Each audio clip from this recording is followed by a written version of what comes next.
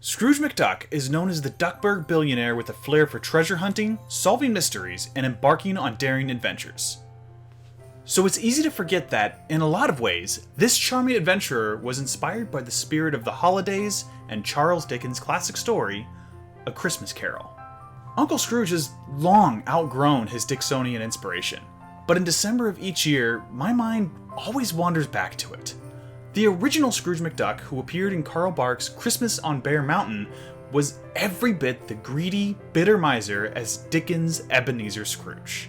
And like Ebenezer, Scrooge McDuck changed, both warming up to his family at the end of that original 1947 story, and in the years since, giving us the bold, family-loving adventurer we know today. That's probably why most portrayals of Scrooge McDuck at Christmas time have some tie to that original Dickens story. And the new DuckTales series has already given us a wonderful holiday episode exploring Scrooge's relationship with both the holiday itself and that classic Christmas story. What we haven't seen much of is how Scrooge McDuck relates to the modern idea of Christmas. Shopping, presents, and, of course, Santa Claus. That man is not allowed in my home. He knows what he did. This is how Santa Claus stole Christmas. Ever since the first season of DuckTales, we've seen Uncle Scrooge contend with tons of mythical and supernatural beings, from ghosts to the Greek pantheon itself. But of all the mythical beings Scrooge has encountered, there's only one he's shown a clear, bitter disdain for. The endless monuments to that reindeer-rustling, red-suited Who put this up? The show has never really dwelled on it, but over the past 3 seasons, DuckTales has made a point of telling us that Scrooge McDuck doesn't trust Santa Claus. To the point that even when Uncle Scrooge revealed in the last holiday episode that his disdain for Christmas was just an act he puts on so he can explore the best of the holiday's history with a trio of time-traveling Christmas ghosts, his distrust for Santa is the only consistent exception. That man is not allowed in our home. He knows what he did. But we don't! The less you know, the better. You don't know, do you? So far, it's never really been explained why Scrooge has a problem with Santa. The biggest hint we've had so far is from when Scrooge was putting on his anti-Christmas act. He rebuked the idea of the modern holiday and its focus on commercialism and excessive decoration. Yeah, crass commercialism, empty sentiment, and all the trappings of the holiday! It's almost paradoxical for Scrooge, who's traditionally a character who would gleefully use crass commercialism to his advantage, building his wealth further. But we've long since seen that in the new DuckTales, this version of Scrooge is just a little less greedy. This episode takes that one step further, showing that when it comes to Christmas, Uncle Scrooge believes in practicality, like itchy but functional hats that can keep his loved ones warm.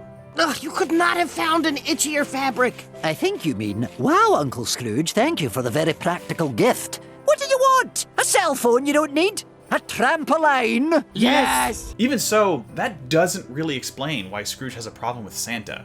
But when Santa himself shows up at the door of the mansion and promptly faints, we get our chance to find out. At first, the sudden visit doesn't seem so bad. The kids crowd around Santa and ask questions as he gives each of them the exact gifts Scrooge predicted. But that doesn't mean Santa is welcome in McDuck Manor. You've already stolen enough from me. You want to turn my nephews against me as well? What did you steal from Scrooge? Christmas. That's right. Scrooge says that Santa's entire racket, the traveling around the world and making Christmas deliveries, that was all a McDuck idea. But we don't have time to get into the details just yet. Santa's leg is hurt, and he needs help. Scroogey, with your belt so tight, won't you fly my sleigh tonight? So the two of them make a deal. If Santa never tries to visit McDuck Manor on Christmas ever again, Scrooge will help him out just this once. And with that, Scrooge, Santa, and Webby, the only child present who Scrooge trusts to go on the mission and isn't enamored with Kris Kringle, set off to deliver gifts all around the world. Wait, Rome again? I deliver the gifts in alphabetical order. Why don't you do it by country? Oh, that would be more practical. It's a fun sequence that harkens back to a lot of Christmas specials where someone either replaces Santa or helps him deliver presents for a night.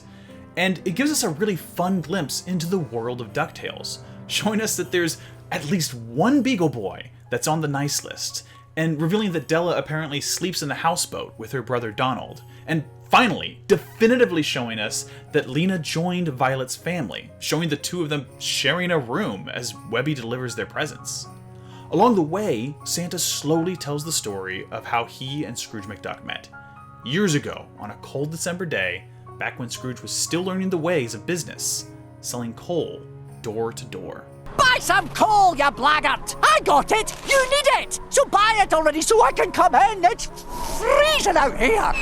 Oh, curse me kilts. While Scrooge is out trying to sell some coal and get warm, he meets Santa Claus, who isn't a famous Christmas icon yet. He's instead more of a humble man who seems to be traveling the local snowy hills, hoping to warm the hearts of his neighbors with some Christmas cheer and some gifts. Together, he and Scrooge find that they can warm homes and hearts all at once, and the two quickly form a coal delivery business. It's an unconventional Santa Claus origin, but it does fit in with the kind of business building history and lore we've come to expect from Scrooge McDuck stories. Scrooge is a man always looking for an angle to work smarter, not harder. So when Santa convinces Scrooge to help him deliver coal all over the world, the young McDuck takes Kringle on an adventure to track down a mythical gem that can slow time for one night a year, the Feliz Navi Diamond. I'm not going to get too deep into the lore and history of the story, but I do think it's fun how much the Santa lore they created here fits in with the world that DuckTales has created.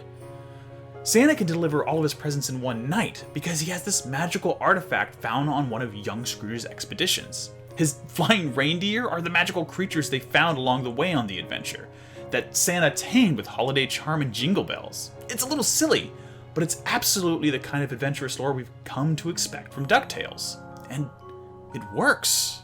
As for the story, it seems like this coal delivery business runs for a few years, and then gets pretty popular. But it's not quite like the Christmas deliveries Santa is known for today. Instead, this Santa delivers coal to warm the homes of the people around the world on Christmas Day, not Christmas Eve. And that's because it's a business, not a gift. But Santa wants to change that. That we could go tonight so people can wake up to a surprise on Christmas morning. Oh, you old softy. They can't pay us for the coal if they're asleep. At this point in his life, Scrooge is still a young man, just trying to make his way in the world. He's not out to give presents or spread cheer. So, when he makes Santa Claus choose between Christmas and their friendship and business partnership, Santa follows his dream. And Scrooge never forgave him. As we flash forward to the present, we find a Scrooge who still isn't over it. And in an act of revenge, he hasn't been delivering Santa's presents all night long. He's been delivering coal and an invoice of sale, a bill for everyone to pay on Christmas morning. That sounds cold and heartless, but to Scrooge McDuck, a lump of coal isn't a punishment you give a child who's behaved poorly. It's something practical. Uncle Scrooge doesn't just want to deliver coal to run a business. He's also doing it because the winter is bitter cold, and everyone needs something to help keep them warm. But during the night of deliveries, Scrooge finds a young girl who doesn't understand this, and immediately dresses up her lump of coal as a doll. What is with everyone? It may not be the frivolous thing you want, but it's the practical thing you need to give you warmth for even just one night. Santa Claus was never really in the delivery business for coal. He saw the gift of giving itself as enough to warm someone's heart and keep them going through the tough times, even when they didn't have enough fuel to stoke their fire. An impractical gift, like a doll, might not literally keep you warm, but it takes seeing the practical application of this impractical gift to help Scrooge understand. A warm heart can carry you through the coldest times. I think this is kind of unique for Scrooge. Throughout DuckTales, we've been shown an Uncle Scrooge who actually does understand the value of a warm heart, love, and family. It's true that over the years his heart has been hardened time and again by tragedy, but good cheer and those who love him have always helped bring him back around, showing that under every stingy trait he's ever shown is a true caring man. This is a theme that's consistent with who he is in many of the comics as well as the old series, and a core truth to his character that he shares with Dickens' Ebenezer Scrooge. But he's been so well developed in the new series, we rarely see these flaws that Uncle Scrooge's family helps him overcome. This holiday story is different. It doubles down on that bitter aspect of Scrooge, a narrow-minded, practical view of the world that puts business over kindness. Maybe it's a trait that came out due to a feeling of betrayal by his friend, but in the long run, good intentions win out. Scrooge realizes that Santa never meant to betray their friendship. In the end, the McDuck family helps Santa undo the damage Scrooge did over Christmas night, and it's a happy enough ending that sees their friendship restored. But what interests me most about this episode is how different this Christmas special is from DuckTales' previous holiday episode. In a way, these two adventures show us two completely different versions of Christmas, a distinctly classic version of the holiday, and a more modern take. When Scrooge McDuck travels through the history of the holidays past with the ghosts of Christmas past, future, and present, he's exploring a very grown-up version of the holiday. Traveling with the specters, he plays games, visits parties with extravagant food, socializing and dancing, and spends quiet nights enjoying the peace of the season, the stillness of a silent night. In many ways, those adventures echo back to the kind of more reserved portrayal of Christmas we see in Dickens' famous story. People, parties, and merriment, but not a lot of focus on presents or gifts. When Santa Claus comes to town, however, the view of the holiday is much closer to the very traits Scrooge complained about when he pretended to hate Christmas. Abject sentimentality, extravagant decoration, and a marked focus on giving gifts and surprise. In reality, Christmas for most people is a mixture of both things. It starts with a layer of people and parties, merriment at the joy of celebrating peace with those you care about, and has a layer of holiday trappings and presents and Santa Claus on top, as a means to show others that you care through the act of giving. For many, though, the stress of giving that perfect gift to show you care can overshadow the reason you want to give that present in the first place. In a way, Scrooge's disdain for gift giving is trying to come from the right place. He wants to give the boys a gift he knows will keep them warm and safe, an itchy hat. He balks at the sentimentality, but in reality, to Uncle Scrooge, the gift of an itchy wool cap is the most sentimental gift of all. It wasn't until I watched these two episodes back to back that I really thought about these different versions of the same holiday. Both Christmas, but each with their own exterior trappings. I liked this holiday special for how it gave us a backstory to Scrooge's relationship with Santa, and showing us a Scrooge story that shows how he would contend with a more modern version of Christmas that strays from that Dickens classic. I also like how it integrates the tropes of a modern Christmas movie and taking over as Santa, and how it brings that idea into the DuckTales story and lore. But what I like most about it is how it helped remind me that although this was my favorite kind of Christmas special as a kid with Santa, now that I'm older, I think my ideal Christmas is better portrayed by the first DuckTales holiday special, and the Christmas Carol story that inspired Scrooge McDuck in the first place. A Christmas of charity, kindness to your neighbors, and spreading good cheer. Presents and gifts and all the trappings of the holiday are all still in good fun, and a really important part of the holiday for a lot of families. But of all the things to remind me why the holiday matters to me, and what I see as the ideal Christmas spirit, I didn't expect it to be DuckTales. And I didn't expect it to be an episode specifically that wasn't trying to remind me of the Charles Dickens classic. There's more that can be said about this episode. There's lore and jokes and references abound, but for now, I think I'm going to leave it like it is. DuckTales has given us two Christmas specials that each highlight a particular version of the holiday. One that I feel is perfect for a grown-up's vision of this holiday, and another that's ideal for a child's. It's hard to ask for much more. But either way, I'm glad.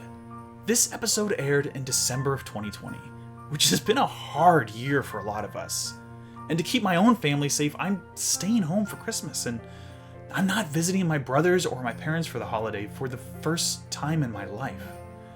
Knowing that it's going to be a different Christmas, one where we have to celebrate over the phone and apart from each other, it's nice to be reminded of what I love about the holiday in the first place.